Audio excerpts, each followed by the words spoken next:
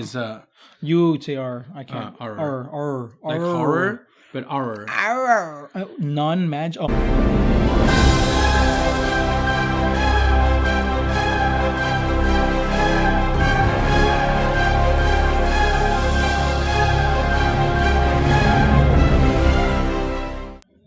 Hey, what's up, guys? It's Benji and Anthony here, and welcome to the bar for our featured review of Fantastic Beasts and Where to Find Them. This movie just came out this weekend. It was directed by David Yates, and he directed the last 4 previous Harry Potter films. So far, it's got 90% on Rotten Tomatoes, so it is doing a little good, not too well in the sense of number-wise, right? Money-wise, Right. yeah, he's getting a little bit low. But you know what? Let's get into it, guys.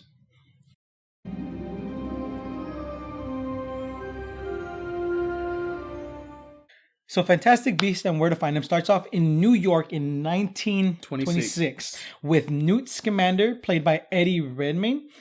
He's a wizard coming into the city. Well, we don't really find out he's a wizard yet. You know, it starts off a little bit slow in the sense of finding out who he is.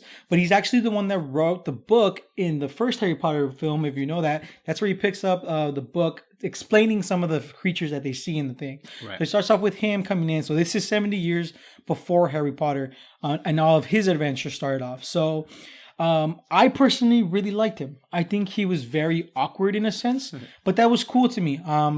I really connected with him a lot. I was very awkward in high school. It was something where he was kind of hidden, but he was very passionate about what he does.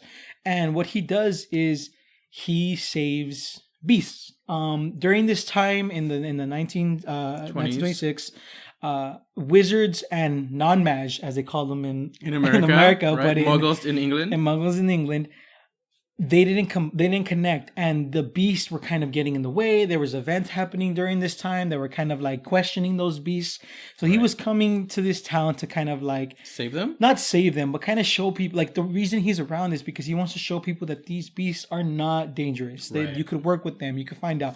And yes, some of them are a little bit creepy, some of them are, but if you care enough for them, you get to do that. And this is where all his adventure starts. And he meets an Aurora, Tina Goldstein, right? Played by Katherine Waterston. Correct. She was kind of bland. Yes, she was bland. The character's development in this film was a little hard sometimes. A little lackluster. Yeah, there was too many. There was just too many in that. I know you were talking about her, right? Like some of the things that you... I actually didn't really... I'm actually kept a little quiet right now while you're doing this because I have a different point of view about this film. I'm just going to say it. I didn't care for this film. I'm sorry. I went in thinking this was going to be another excellent film in the Harry Potter universe. And though it does deal with the Harry Potter universe, it is not like it. And for me, that took me out of the element. Like, I felt that what worked in the Harry Potter movies is not working here. And so, like we talked about earlier, Tina Goldstein...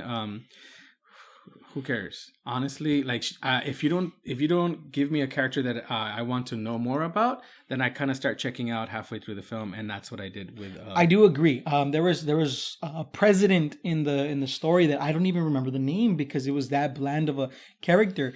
There was all of these little things here and there that were kind of whatever, you know. There was a Salem cult going on. Oh yeah, Mary Lou. Yeah, played by Samantha Morton. She's the head of the New Salem Philanthropic Society. It was very bland. Like, I get it. I like that. I like the dark element because this movie, honestly, for me, the way I see it is that there's the main story and a subplot. And the subplot is much darker than the actual main story of the Fantastic Beasts. And as much as you like the Fantastic Beasts part, I like the witch and the witch hunt aspect of it. And that was the thing. Like, I think that was the problem with the movie. And that's why I love this movie, first of all. He didn't like it. I loved it. And the crazy thing is, I'm not a Harry Potter fan. I don't like... after 3, I kind of didn't like the series. And I'll explain why. But the reason I really liked this film is because it didn't have to do with Harry Potter. Some of the plot itself, including some other characters that really did have good character development. Jacob Kowalski, played by Dan Folger. He was the Muggle in the story. He was a baker. They explained him very well. He was a very funny character. It was the comedic side of the story, and I loved him in this film. And I've seen him play in other movies, and it wasn't the same character. And that's something that we lose sometimes in certain movies. They play the same character over and over. Right. But he played a loving, beautiful character. For me, if Jacob was not in this movie would have been a 1 for me, or a 2. Because his story, along with Queenie, who is the sister of Tina, played by Finney Franzi, I believe. She has a funny name. But that love story, that little another subplot, which is kind of like they were flirting throughout the whole movie, I really, really enjoyed it. And every time that they were on screen, I sat up and I wanted to see more. Like, oh my God, I really enjoyed them. Yeah, and that was the cool thing about it, that they added to the plot. So, I really like the backstories. I really love where this movie's going. And like I was telling you earlier, I feel like the reason this movie, a lot of people might not like it, is because you need to wait for the other ones, and I don't like that sometimes. Sadly, from what I've read, it's gonna be a 5-part series explaining the story of Gridwald. Grindelwald, something like that. Grindelwald. This is a non-spoiler, so there will be a spoiler review. If you click the link above, you'll be able to go see that spoiler where we talk a little bit more into detail. But he's one of the more powerful wizards in this world, and it's going to explain that. And the lore that I read behind it, the stuff I read, and I don't like reading lore. I don't like reading. I like a movie to give me everything. Right. But this intrigued me in that point. Something about this film. I'm sorry to interrupt you, but I think that's how this movie fails, is that it's a standalone movie. It's not supposed to be Harry Potter. And you would think that from the get-go, they would have introduced you to maybe a little bit more interesting character than Newt. Yeah, Newt is cool, whatever. But I just didn't want to follow him on this adventure. He kind of gave me the creeps, the way he would hide behind his hair. And yeah, I get it. We've all had our awkward stages in our lives. But for some reason, it didn't work for me this time around. I think that's where I disagree, because it goes into that cinematic view and CGI part of the film, where his interaction with these beasts, the certain ones that they showed, there's like a little mole looking thing that a lot of people know. There's like pops about it. Yeah. That one was beautiful. And the CGI one, the way he interacted with the CGI characters, I loved it. It's something where I felt passion. And something I kind of came up with is like, I had pets when I was a kid. I had a bunch of pets and you didn't. So maybe that's why we couldn't connect. That could be, that's a little bit more psychological thing going into that. But a little deep in there, yeah. Right? But overall, like, I love these interactions. The shots are beautiful. One thing I could say about the shots was it was a little blurry at points. There was a scene in the movie where it kind of turned in a 360 direction, and it got me really dizzy to a point where my eyes kind of cross-eyed. Oh, damn. So it was something where that kind of failed. There was a little CGI mishaps here and there that I saw.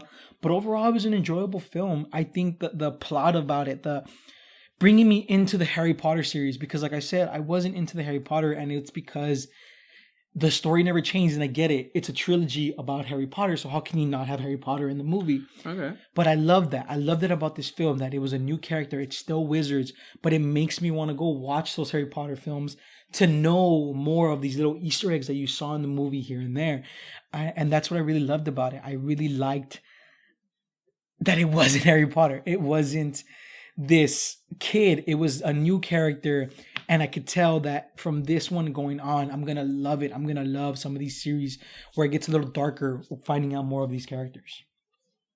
I feel that this movie relied too much on CGI, and like you said, it's not that I don't like animals or fantastic beasts. It's just that I don't know why it just didn't click for me. I felt that I wanted to know more about the people, so I could care more about, so I could root for them or not root for them. One of the people, Percival Graves, played by Colin Farrell, was he the bad guy? Was he not the bad guy? I'm kind of still confused about it. Like, I really didn't feel like that we got, like, why should I care that he's mad or he's hunting, this, what is it called? The Obscurals? Yes, Obscurals. Yeah, so like, I don't know. It was just, it didn't work for me this time around. And I think it's because, like I said, it's character development for other films. And that's bad sometimes because, you do get this lackluster of like, why is he even in the film if you're going to tell me about it later? Right. What did you think about Credence, played by Ezra Miller? Did you like the way that he was just so like hurt? He was like probably like the most darkest character in the film. And he was good. And it was surprising to see someone that dark in a film like this. He was good, but he was kind of, again, lackluster in the sense of who's this boy? Yeah. And where is he going? Yeah, like why is he here? I get he's part of the Salem, but he doesn't talk. He doesn't do anything. But it does get, it shows you an interesting point of Muggles. It shows you an interesting point of how they're kind of struggling as well with their development. The movie itself it does have a lot of subplots. It does have a lot of things that you really need to pay attention to, and it does kind of drag you into the next film. It's bringing you into it. It makes you want to go into the next film and watch it. And I get where you're coming from in that sense, but I personally feel like the actors did great. They were amazing. I really cared for each and every one of them. There was never a point where I was like, oh man, like, I'm bored of this character. Get out of the screen. I really love that. Yeah. That's how I felt about Newt. Isn't that horrible? Yeah. Oh my gosh. But yeah, like I liked it. You know, Anthony did. And it's like I said before, not Harry Potter fan, not a Harry Potter fan. And that shows you that it could change your mind. Like certain movies can change your mind.